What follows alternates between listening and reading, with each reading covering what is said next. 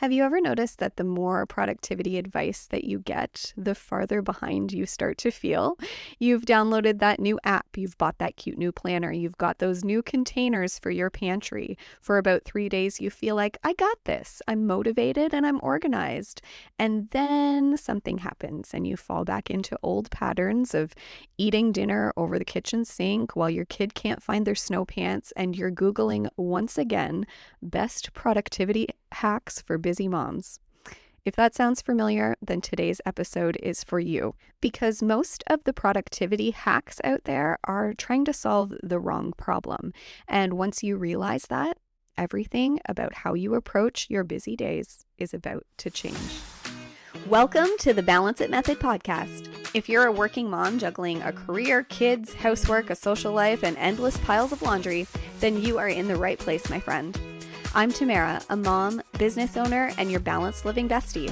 Each week, we will discuss simple, practical ways to better manage your time and energy so you can get things checked off that to-do list without burning yourself out in the process. If you're ready to take off that busy badge of honor and finally take control over life's chaos, then let's take this journey together as we learn how to balance it. Hello, my friends, and welcome back to another episode of the Balance It Method podcast. I'm your host, Tamara, and if this is your first time tuning into the show, welcome. This is the place where working moms are coming together to ditch survival mode and figure out ways to do life a little less stressfully, if that's a word.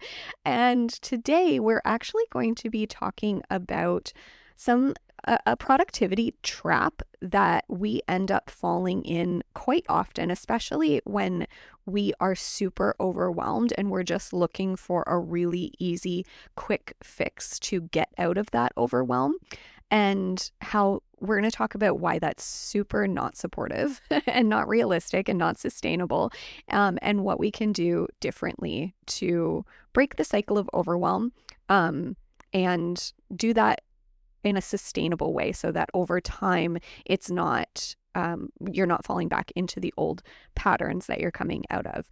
Now, what I'm going to teach you today is not revolutionary. It's not something you've never heard before, but it's also not a quick fix, right? It's not a simple Band-Aid solution that's going to go over top of the problem or the symptoms of a problem.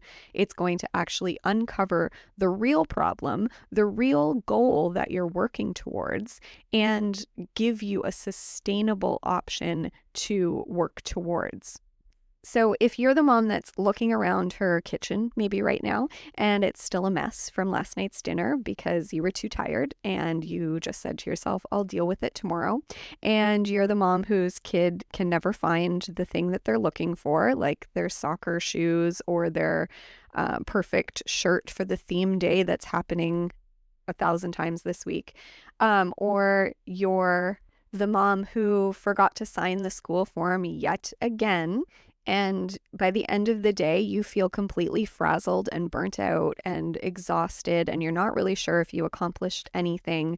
And so you end up scrolling on your phone, maybe looking for solutions to solve your productivity problem. Why can't you get anything done ever? It must be you.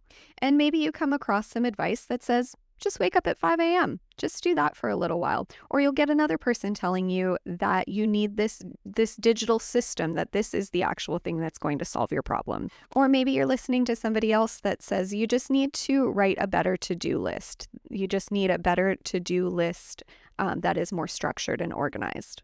And suddenly you're convinced that app, that planner, that those pretty bins that you found are going to make your life feel manageable. So you buy them and it works for a week or so. And then the motivation fades and you're left thinking that there's something wrong with you because you couldn't keep up with it. But it's not actually you, my friend. It is that you were trying to solve the wrong problem. Most moms are not struggling because they're lazy or unmotivated. In fact, I don't even believe in laziness. If you've been here for any amount of time, you'll know that. Most moms are struggling because they've been told to pursue the wrong goal. The goal is not productivity. Productivity is just getting stuff done. But the goal that you're working towards is a calm, predictable environment. Think about what you actually want your life to feel like. Like, you want mornings where you're not having to yell at your kids to get in the car or put their shoes on because you're late again. You want dinner time where everyone isn't melting down because they're starving and you have no idea what you're making for dinner. You want evenings where bedtime doesn't feel like a hostage negotiation. Am I right? None of those things require superhuman productivity hacks, right? They require predictability.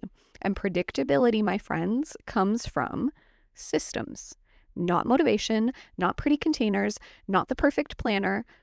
It comes from systems.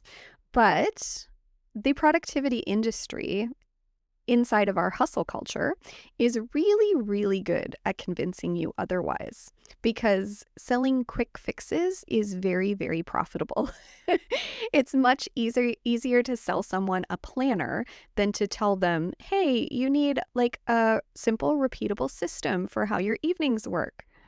That sounds like more work than you want to do, right? You don't want to create that system because that takes too much time. You want the Band-Aid to go over top of the problem. But the Band-Aid is going to get moldy and fall off. That's my analogy for quick fixes when it comes to your goal of calmness in your home. Instead of advice like wake up earlier, download this productivity app, buy this planner. Listen, I sell planners, and I'm going to be the first one to tell you that you can buy my planner and that would be fine. You can buy a completely different planner than mine and that would be fine. What you need to do is use the planner properly. It doesn't matter what planner you have. It doesn't matter whether you're using a digital system or a paper system. None of that really matters. What matters is the system behind it and how you're using it. None of those things that I just mentioned will ever fix the root of the problem. The real root of the problem probably looks something more like dinner time is chaotic because you don't know what you're making for dinner. Mornings are probably stressful because everything that needs to happen is being decided in that moment. Bedtime is unpredictable and chaotic because there's no clear rhythm to the evening. Those aren't productivity problems. They're systematic issues. And let me be clear here. Calm is never, when I'm talking about calm, it's never ever going to mean perfectly organized or color-coded or whatever Pinterest version of calm you think of in your head. Calm means expected.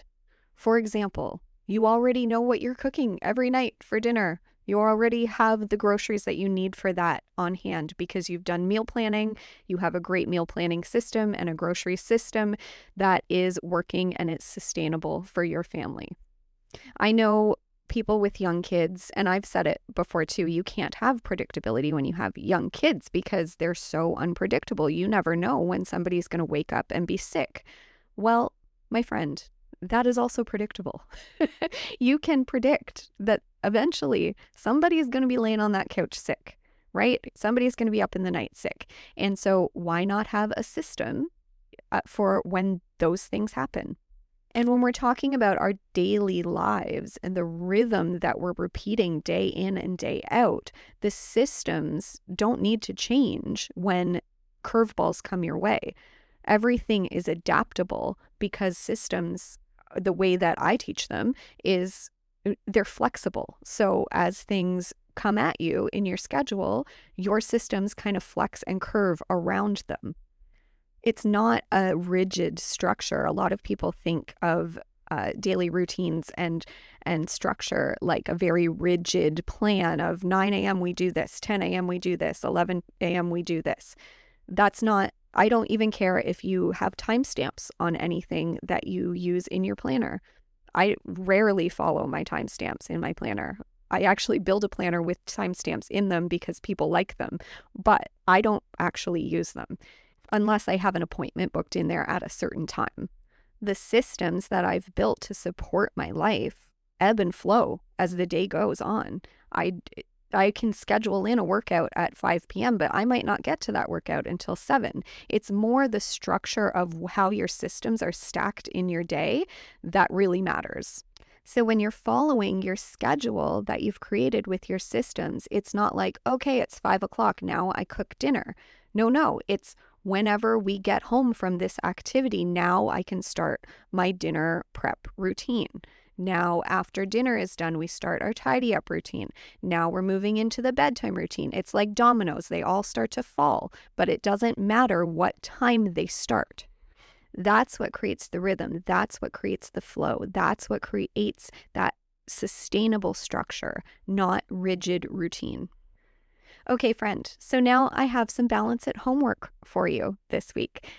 We'll call it your balance builder for the week.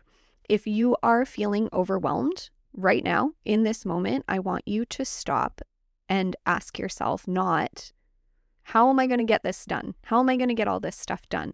What I want you to start to ask yourself is, how can I make my day feel calmer? Those are two very, very different questions. One pushes you towards productivity hacks, and the other pushes you towards simplifying how your life works. So if you're sitting around feeling unmotivated today about what's for dinner this evening, what if you just had 3 default meals that you put into this week, right? Instead of trying to become a morning person, if mornings are a big struggle for you, what if mornings simply followed the same predictable order every day? Instead of trying to stay on top of cleaning tasks, what if there was a small daily rhythm that kept things under control?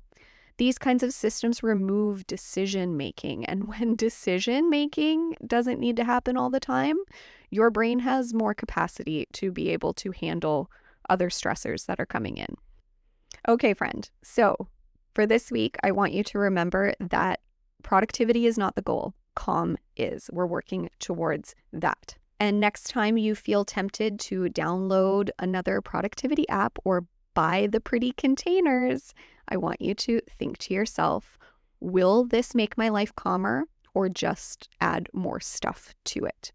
Because calm is the real goal. And when calm becomes the goal, everything else starts to fall into place. Thank you for being here today, my friends, and I'll see you back here next week for another episode. Bye, guys.